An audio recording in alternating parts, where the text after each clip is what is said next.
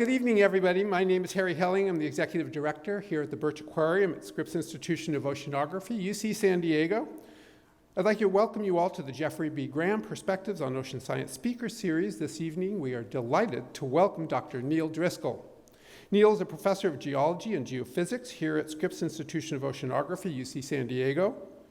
Neal obtained his PhD from Columbia University's Lamont Doherty's Earth Observatory, and over the last 35 years has worked in the most prestigious oceanographic institutions in the country, including Lamont Doherty, Woods Hole Oceanographic, and of course here at Scripps Institution of Oceanography.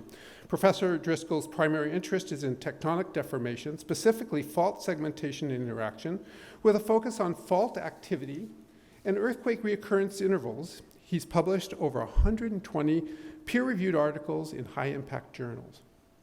So you might ask, how did Neal launch into fire cameras from geology and geophysics?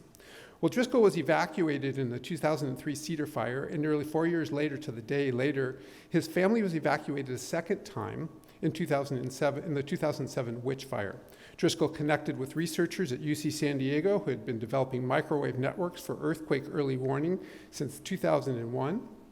And with the additional fire cameras, these stations went from earthquake early warning systems to multi-hazard warning stations. The ALERTCalifornia fire camera network is now a resilient network of over 1,000 cameras and has well proven its worth. This evening, Neal will fill us in on the major advances in both the camera network and innovative new data acquisition and research projects that expand California's capacity to both mitigate and adapt to increasingly frequent and intense wildfires. Please join me in welcoming Neal for his talk entitled Big Data, the Pathway Toward Wildfire Resilience.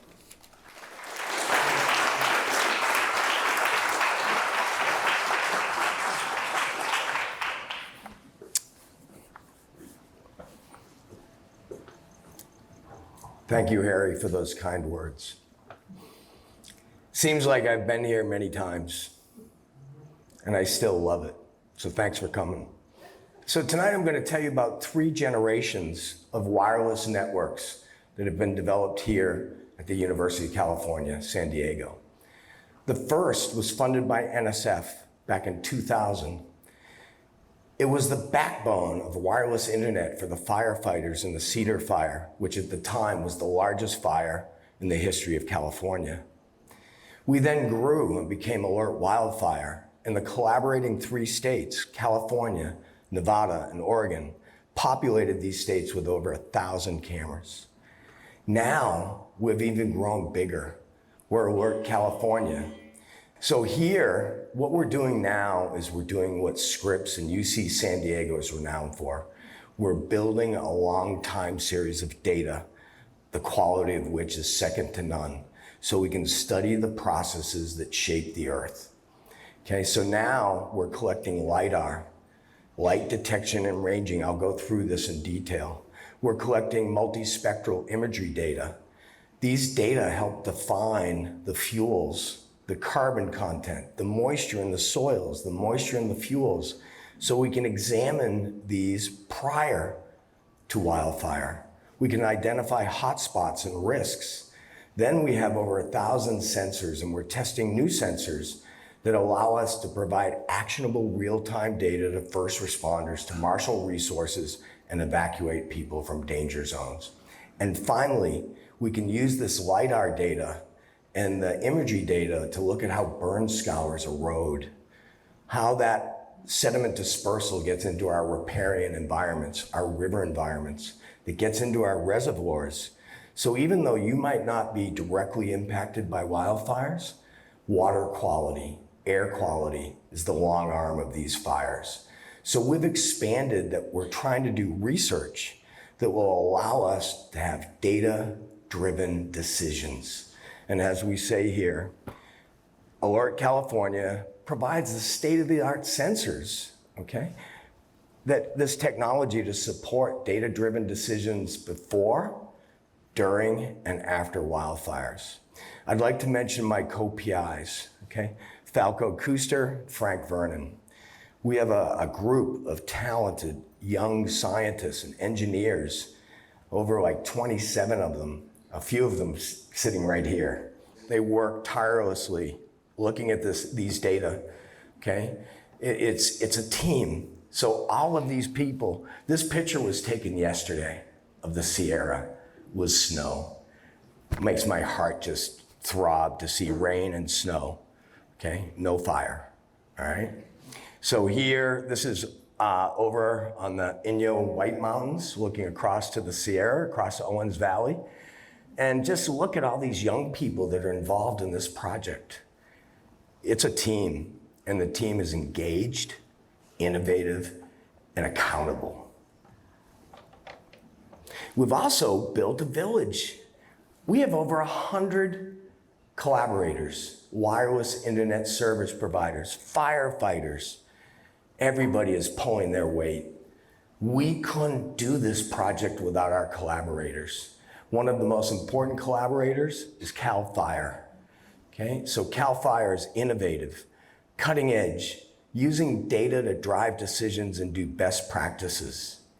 So I don't need to tell you that all you have to do is look at the weather, look at our reservoirs. We get all the rain in one event.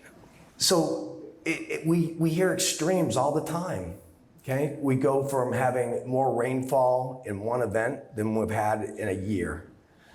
Prolonged drought, okay? The fuels are really dry. This picture shows fire on the coast. We never had this before. This was fire on the coast in the marine layer. That we're in new areas. So we all know it's prolonged drought. Okay, it's getting stronger and longer. The fuels are drying out. The water content in the soil is down. We're now having fires that are not just wind-driven, they're fuel-driven. And if you look at just the acres burnt, I was talking to you about the Cedar Fire in '03. That was the largest fire at the time in California's history. And it's been consistently eclipsed year after year. You look at here, the Dixie Fire, the August Complex.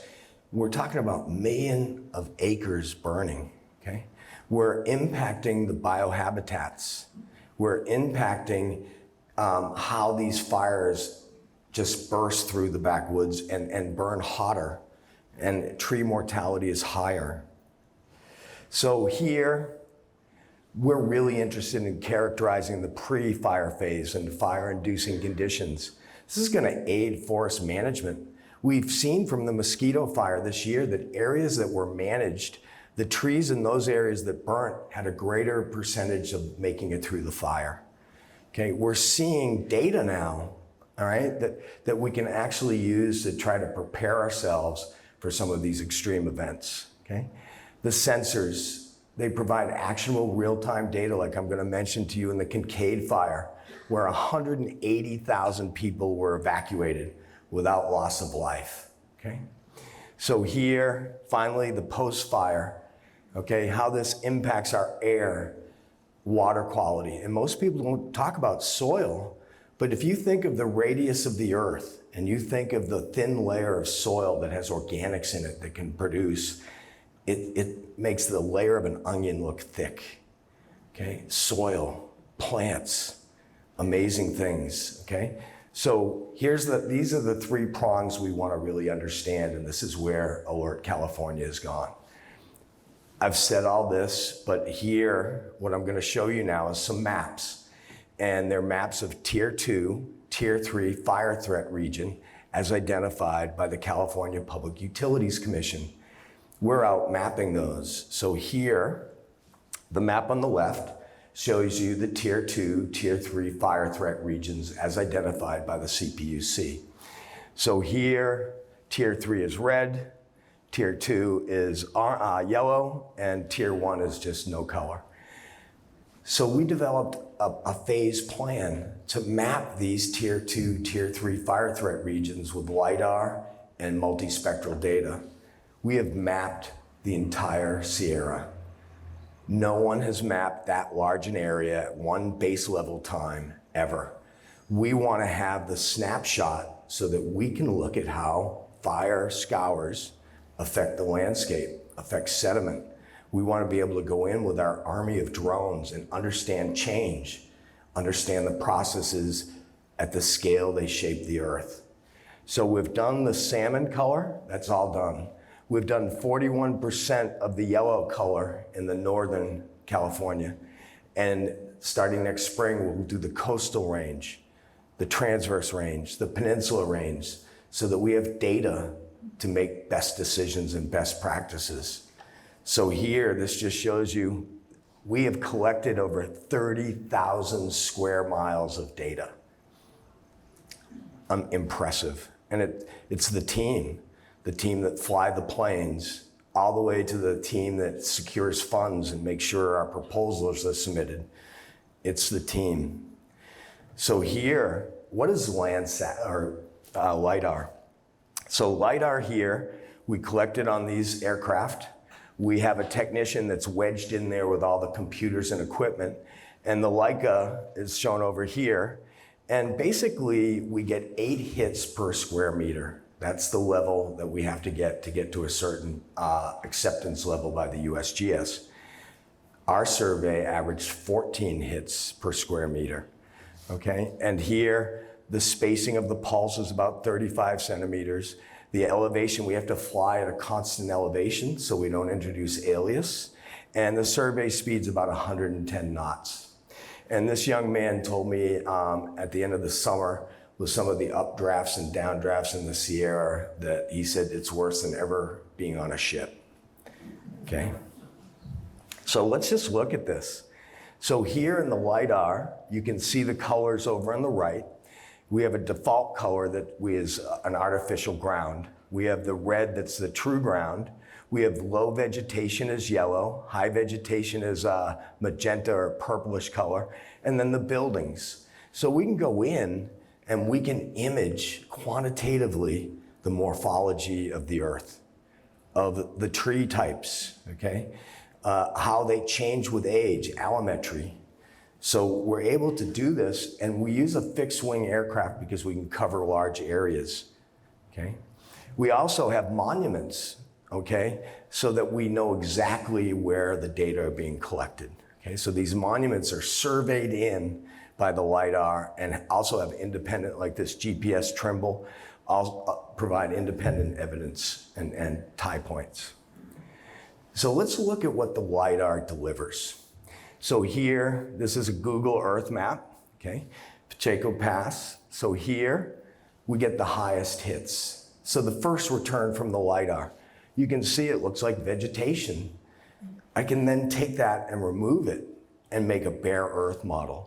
So this bare Earth model now shows me the morphology, which is really important because fires and morphology helps us predict fire behavior and where the fire is going to go, okay? And then we have intensity, and I'll show you this more. So the intensity of the LiDAR gives us insights into the vegetation type, the diversity of vegetation. So we can use all of these together to do the following.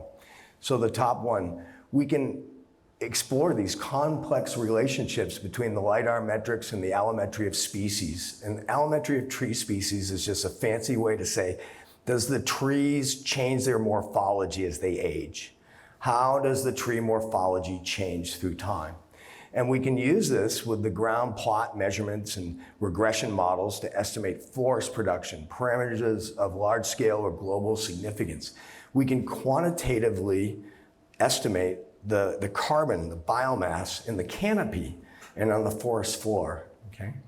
So wildfire modeling, as I said to you, the LiDAR is instrumental in mapping slope and aspect, as well as road accessibility that we can provide first responders so they can see if they can get in or get out, which was one of the big concerns at the Paradise Fire. Finally, we can look at change detection and landslide analysis like the Montecito slide. So here in this bottom panel, red is where sediment is vacated. Blue is where it's deposited. And if you see here, this is a channel.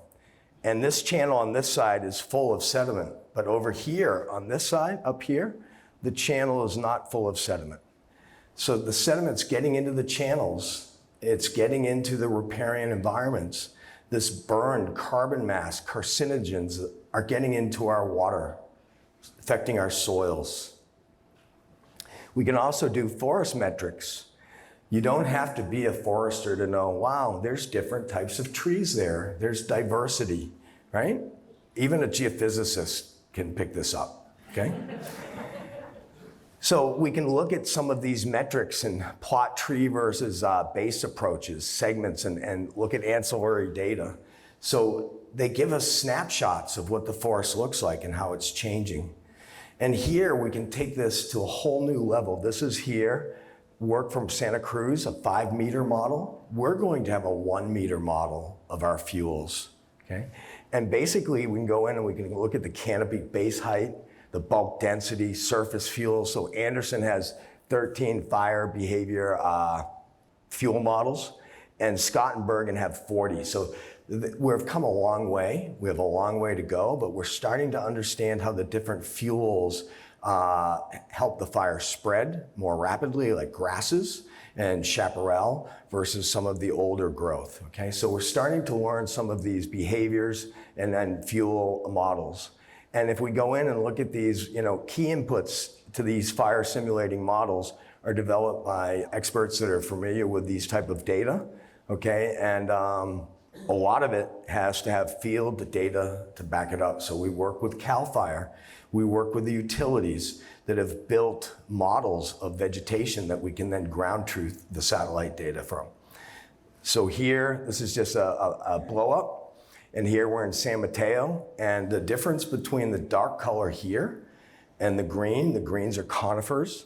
The dark color here is urban areas, okay? So here we're right at the urban wildland interface. And this is where some of the most devastating fires occur for loss of life. We need to understand these boundaries better and how to position our assets prior to wildfire season. So here, this is just showing, this is an image from millions of data points. This is from our colleagues at NV5, Quantum Spatial, who collaborate with us. They help collect the data. They provide a lot of the algorithms we're going to be employing to look at the forests.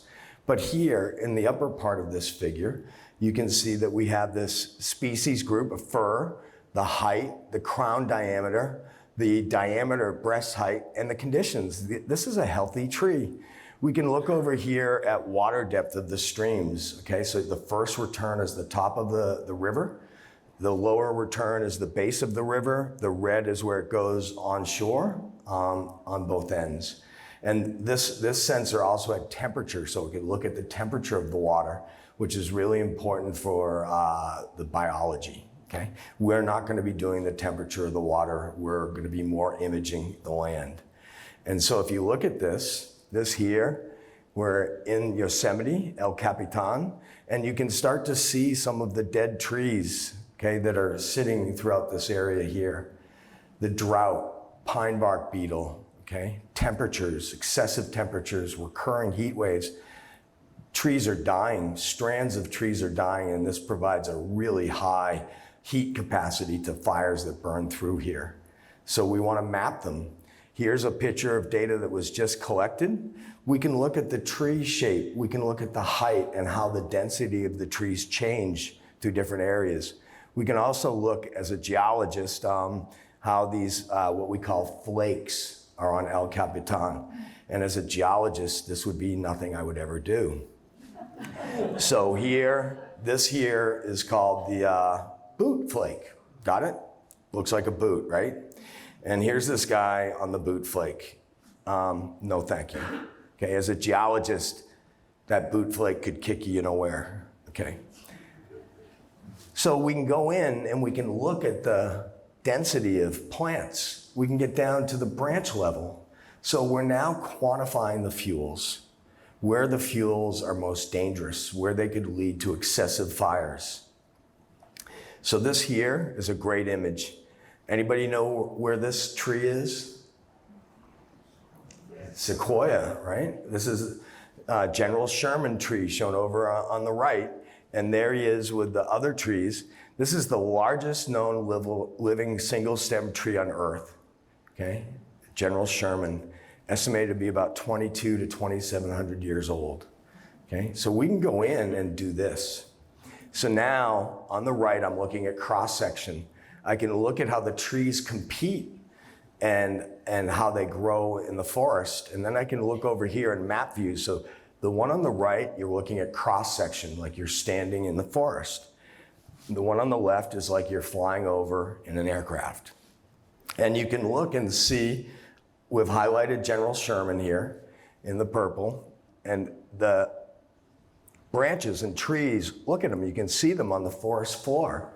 We can start quantifying the canopy as well as the fuels in the forest floor. We can use these data for other things, like here. This is the Oroville Dam, okay? So we just collected this. You can see the spillway over here to the left, okay? And the main dam here.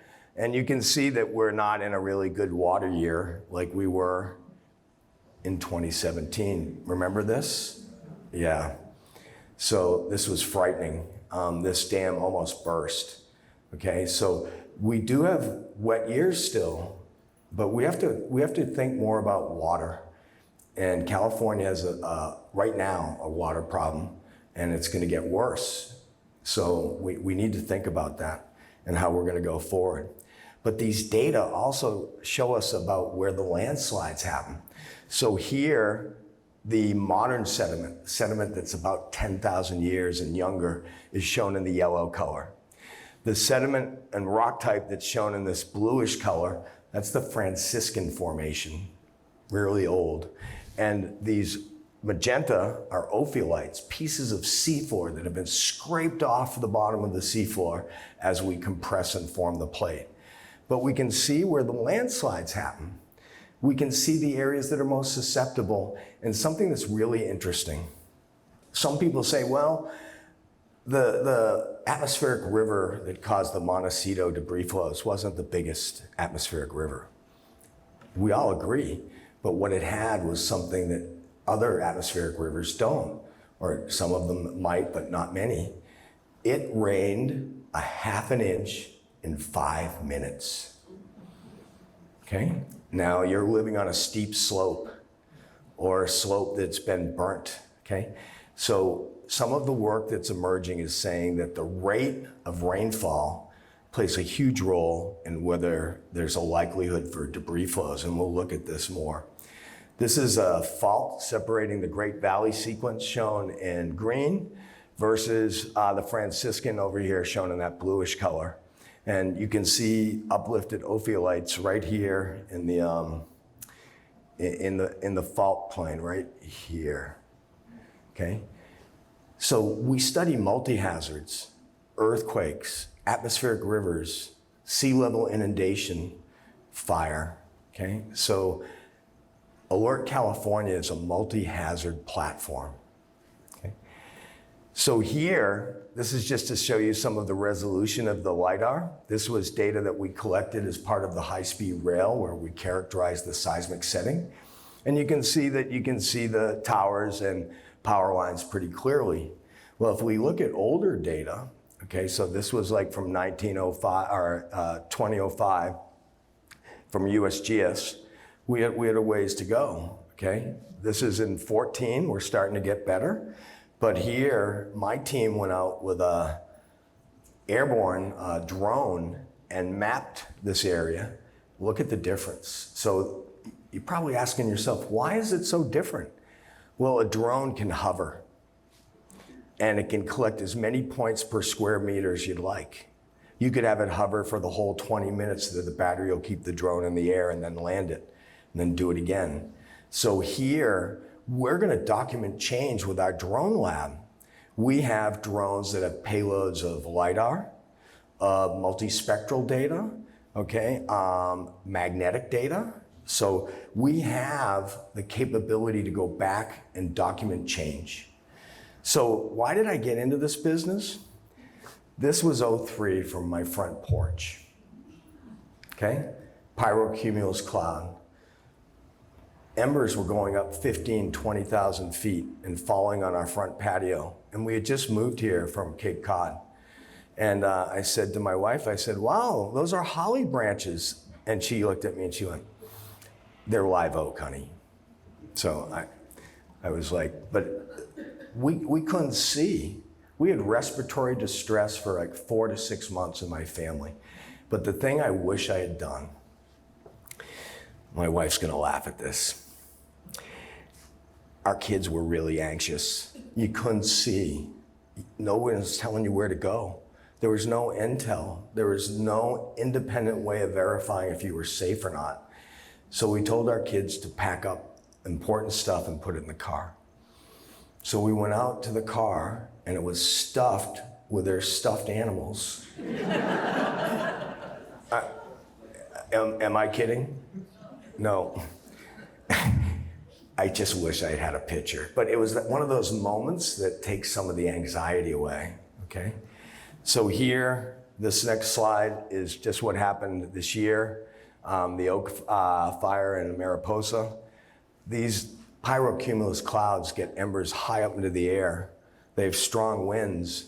The Carr Fire was an EF3 tornado, okay, back a few years ago.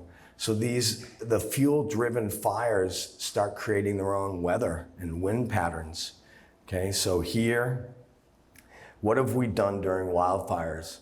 We've worked with our partners. We've built a network. We have over 1,000 cameras in California. Microwave communications, so we're resilient, okay? And finally, we confirm. We don't detect, we confirm ignition, and we try to catch fire in the incipient phase so that we're able to combat it and put it out, fight fire. So here's where the cameras are. Do you like our new logo? I think the new logo is pretty cool. And so here, the camera, the way they're oriented right now is the way the triangles are set up. And CAL FIRE, as the state firefighters, have the priority to move all the cameras, as does Cal OES. We have a really talented team of engineers that put these cameras up hundreds of feet in the air on mountaintops, on towers. And it's a risky job. And the safety is quality number one, and we all work together. We've built everything. So from the electronics, batteries, solar panels, what we need for power, cameras here. So we just put this up in MODOK, okay? So this is sitting here. I didn't drill into the ground. I didn't impact the environment. These are cement bags weight that hold it down. After extreme fire season, we can come back and take it away. So we've developed an arsenal of portable camera equipment so that we can put it out, we can get the perimeter of the fire, we can get better understanding of the threats. And this here is Mandeville Canyon over by the Getty, which is another corridor that burns all the time. We want to have cameras out there seasonally, which makes permitting a lot easier, and they go away. So here we are just setting up one of these stations, okay? And we try to do minimal impact to the environment. So here, this is a tough story to tell, but the Tubbs Nuns Pocket Fire 2017 was smaller than the Kincaid Fire in 2019. And 22 people lost their lives in those fires because they had no intel. We couldn't tell, first responders couldn't tell people where to go. Okay, it was blowing sustained winds of 50 to 70 miles an hour. The Kincaid Fire in 2019, as you can see, was larger, okay, windy. But because we had the cameras installed by then, and Supervisor Rabbit had developed an incredible communication system in Sonoma to warn people, we evacuated 180,000 people without loss of life.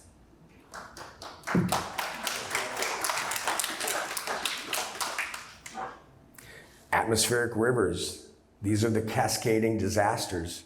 So right after the Thomas Fire, which was the largest fire at that time, okay, an atmospheric river pointed right at Montecito. And it wasn't the largest atmospheric river, it just had periods of intense downpour. This is the debris flow that entombed 23 people that night, January 8th, 2018. And unfortunately, they'd been through months of the Thomas Fire. So these people, terrible. And these debris flows move pretty fast. You can't outrun them, okay? Just a disaster. Okay, we see at Big Spur the same thing last year, that fires in Big Spur made sediment more susceptible to erosion, and we closed down Route 1 again, okay? And it's bigger when you look at it up close. It's a pretty big failure, okay? I want to show you some work from the USGS that we're going to be studying also, is looking at these large failures. So this is on Highway 1, and watch this. Okay? Not good. Okay, so this was March 2017. This was May. I was just up there last year, and as a geologist, my wife had to tell me, keep your eyes on the road. I'm there. But can you see that landslide? So here's what it looks like in June 2017. Look at that, okay? So our sensors and repeat drone will be able to study these debris flows better and understand their linkages with rainfall events, with wildfire scours, okay? Another problem that's a cascading disaster is air quality. This is after the Ferguson fire. You can just barely see El Capitan in the background here, okay? See it right there in the little notch? Well, it's supposed to look like this, okay? My son took this picture. But you can see the sun rising right in that notch. This is what we want Yosemite to look like, okay? Like this, all right? Not like this, okay? So air quality, particulate matter 2.5, where we're doing some really interesting research with hyperspectral data and looking at how it interacts with these particle sizes and extinctions to try to get quantitative estimates of the PM 2.5.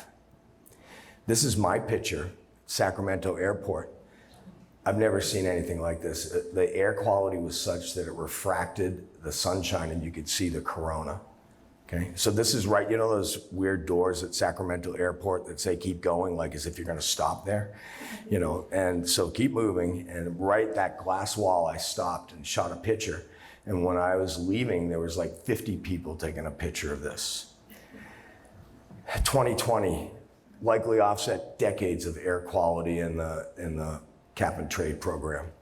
29 of the top 30 counties nationwide were in California, okay?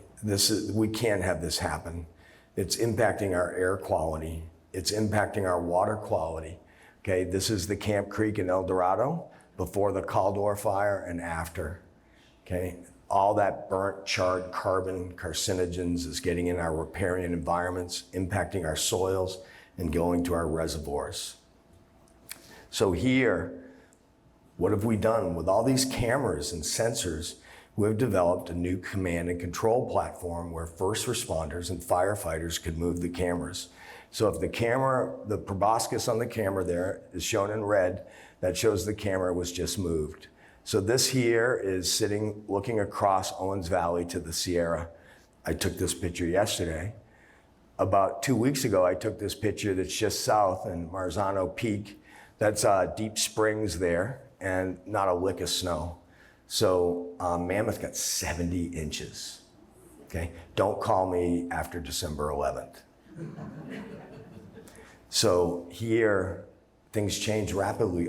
They say we got 2 inches in the North County, like out in, Valley Center, Ramona. It was quite a rain event. So here, just showing you, this shows who's moved the camera last. So if you look over here on the far right, we have a way that first responders can say, don't move that camera. I just put it on a lightning strike, or I put it on smoke and I want to see what happens. So they can communicate and develop camera etiquette. This was one of our biggest problems with the old platform. Okay, this here is Bald Mountain in Sequoia. It's 20 plus miles from the nearest station we have. It's in true wilderness. And you're probably saying, well, how did you get the data back from that? Well, this was snow. So here, just so you can see the difference between the two, Bald Mountain without snow, with snow. But here, look at that rainbow. We're using Elon Musk's Starlink, all right? So we've learned how to program that into our computers and backhaul the data from these remote areas through the satellite network. So on this command and control platform, we have over 2,300 users of this that are first responders. We've had 25 per day since the migration from the old platform. Phone calls, emails, we have training videos, average 12 people per training. We're onboarding all these people to use these technologies, okay? And here's what they can do. They can go on, so it shows what angle they're looking at. This is up at Grapevine. They can go through and look panel by panel when somebody says, we think we've seen ignition, and we can go through and we can scan down, we can blow it up and look at 2. Okay, there's one of our Comcast towers, and then we can blow it to 1 and we can look, I don't know if you remember the train fire that caught fire going through the pass there just a few weeks ago, that we caught it pretty early on. So this platform allows us to confirm ignition, provide actionable real-time data, and use the sensors. And we've also got eyes on the wildfires. So back in November 5th, 2020, we were one of the top 10 research stories at the University of California, San Diego. And we've kept growing. This is in South Ops, okay? And so here in South Ops, this is Cal Fire, ECC, and we built a data wall so they can look at all the data we're pumping into them right at one time. And they can feed this to the incident commander in the field. So here, this is at South Ops. This wall here is just showing how we can pull the data onto a tablet, and we can pump this out to anybody that's on the internet that we provide. This here is Intel up at Sacramento. This is a 5x3 wall, but you can see that you can go through and it's just plug and play. It takes 1 day to get someone trained that they can use this technology, and all the screens are linked, and you can pull and move data all around. So finally, I'd like to leave you with some of the exciting things we're doing tomorrow. So here, looking here, between the 15 and 5 corridor, these balloon-shaped things are towers that we have cameras on. And we want to go in and put new sensors on some of these areas that burn often. So this here is a forward-looking FLIR camera, okay? So you can see the fire through the smoke. So here, as a firefighter, and we have a number of firefighters on our team that provide valuable resources. This is the Dixie fire. So here, this is our camera where we had the visible range on, so you could see what a firefighter would see. Over here on the right is a FLIR camera with 25-mile plus visibility and heavy smoke. You can see where things are spotting and how your firefighters could get trapped behind the front line. These FLIR cameras will be a great complement to our existing set of cameras. We also are working with CAL FIRE. We just put a FLIR on their air tanker, shown here, the aviation program. We also put an Overwatch imaging system, and this is the multispectral.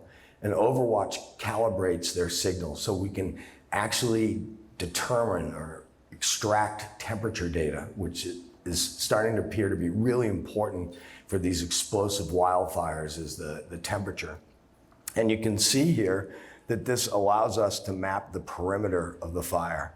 So if you were in this area fighting the fire and these areas were wrapping around you, you'd be trapped. We're able, with routers on the plane, to push the data down to the incident commander in the field. So now we have eyes on the fire through smoke, multispectral, quantitative estimates of heat and perimeter. It's going to make our firefighters safer while they keep us safe. This here is the aircraft that these are all being put on. Here, they're King Air. We've done one plane. We're doing another plane this spring. So these assets, these air assets, are really important, okay? Drones. So Falco Kuster's drone lab is second to none. And the team is doing incredible work of testing these drones, realizing their limits, and using them for documenting change.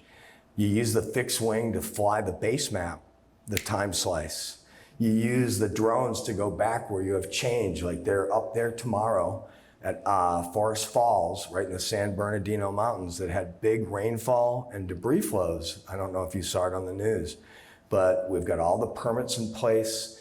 We have retired firefighters that work with us to make sure we can get in there safely. And we use these drones to document change, okay? And here's one of our technicians flying the drone. So the drone is off the ground, and this is a magnetometer. And magnetometers are sensitive to steel, so they have to fly it on these cables far enough away from the drone that it doesn't have aliasing or impact from the drone itself. And so it's very tricky to fly. So we want to know what happens after the fires. This is in Montecito. Look at what's going down the creeks in San Isidro and the damage and the boulders, okay? We need to start identifying these corridors and knowing that when we have these atmospheric rivers that could potentially have huge downpours, okay? Half an inch in 5 minutes, these are susceptible to failures. So here, we like to think of this as our quiet sentinel out there just watching, okay? Trying to confirm ignition. This is in MODOC, and I just want to come and say that our main goal and the evolution of this program through the 3 generations has been first, innovation and development of wireless internet for research applications.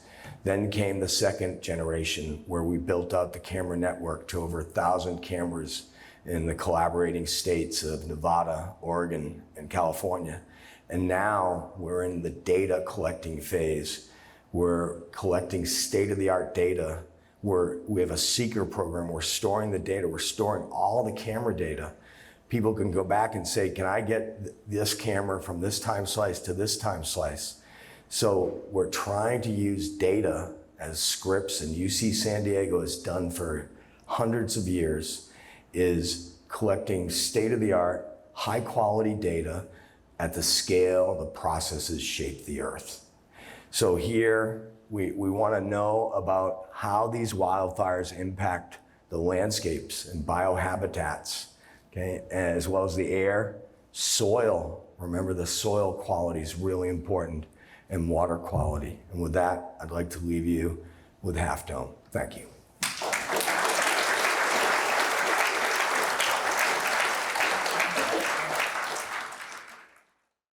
You talked about having the portable stations that you take away at the end of fire season. Yeah. When the hell is that? It isn't. That's why I'm bringing one up to your house next week. I'm not kidding. Okay, that would be great. No, here's the way I look at it. There's fire season, there's moderate fire season, and there's extreme fire season. And I'm hoping, Paul, with this rainfall and cooler temperatures and not huge Santa Anas on the forecasts, I'm a weather nut.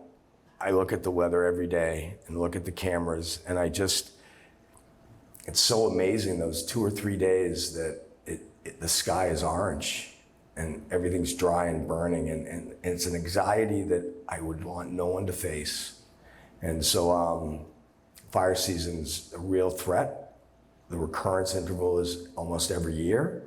We might get away with a less threatening season this year, but we don't know enough to know if that means next year's going to be worse or better. So we're in the infancy of data acquisition, and these models, these fire models they need much more data, and I didn't go into artificial intelligence and machine learning, but they need to learn a lot more. And we're getting there, but your point's really a good one. There's no end of fire season. And what we're gonna be able to do, which I'm pretty excited, is anecdotally, I've been told by many people that 1 or 2 Santa Ana days dries out all the moisture from the previous year. And we're gonna be able to test that and look at how moisture changes with Santa Ana, the first one, the second one, the third one, the moisture in the soils, which controls spotting. or the moisture in the fuels and the canopy. So we're getting there. And what I'd like to leave you with tonight is that with big data, high quality data, data that extends a long enough time that you're capturing the signal and it's not aliased, okay? That we're going to be in a better place for wildfire resilience. This is an enormous project. I'm wondering how much computing power supports it, and how is it organized? You have distributed computers, or how do they talk to each other? How does it work? So we have a huge storage space up at the San Diego supercomputer, also up at Cal IT Squared. We're Western Digital's best friend. In fact, we're meeting with them, I think it's Thursday, right? That we're meeting with Western Digital for looking at more servers. So we're collecting huge amounts of data, petabytes of data per year, okay? And we're storing it because the archive is invaluable. So we have all of our computer housed up at Cal IT Squared and at the supercomputer, a lot of the networking. Down here at Scripps, we have a lot of the fabrication of instruments and the electronics and the programming of the cameras. So it's split between the PIs. Some is down in GRD in my department, and some at Scripps is up in IGPP with Frank Vernon, and then our colleague Falco Kuster over at Cal IT Squared. So very good question. And right now, we probably have about 2 years of runway of space to store data at the rate we're collecting. But everybody wants to collect more data, and then we'll have 2 months of runway. So this is definitely in my field of view on my radar as a limiting factor.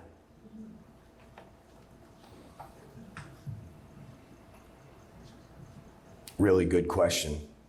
You can see that that's what keeps me up at night. Hello, I'm Chester. I would like to ask a more technical question. Okay. Could you tell me the difference between LiDAR and SAR? Because I'm more familiar with SAR, but I'm not familiar with LiDAR. So LiDAR is just emitting a beam and very narrow frequency and then bounce back. Where NSAR is trying to look at change. And so you're looking at how the frequencies shift. So LiDAR is just giving you a morphologic expression, and we're actually pinging it so you get so many hits per square meter, and then you can pull that into Esri or other platforms and make it into a shape file or a surface file. Okay, so they're different that way. LiDAR does not give you change, where NSAR will give you change when you fly it repeatedly. So does that mean SAR can track moving targets? Can it track moving targets? Yeah. Tough. But if the target's moving slow enough, I believe it could. Okay. Okay? Thank you. You're welcome. So many managers are risk averse, especially in public sector. Can you describe briefly how you've encouraged them or gotten them to use your data in science? Well, first, when you say, so there's many sponsors that are in my program and many talented researchers that are on the team. So we provide a service that's the separate part of our house to the utilities. And we provide data to ourselves and others. We've kept it in the university environment, so it's open source. Everyone can get access to these data, okay? Test the ideas, test their own ideas. So here, how have I convinced people to use the data? I've convinced people to use the data because the data is of extreme quality, time series, and they can extract the frames that they want to look at in the past, and they can look at the data and model it for fuel modeling, fire behavior, things like that. So I would say that when people intersect these data sets, they want to use them to understand the Earth on a research, but also to understand fire threat and the incipient phase confirming that, so infrastructure, biohabitats, loss of life is minimized. Does that get at your question? Very much so. Thank you. You're welcome. We're out of time. I want to thank Neal again. Thank you, Neal, and thank you all for coming.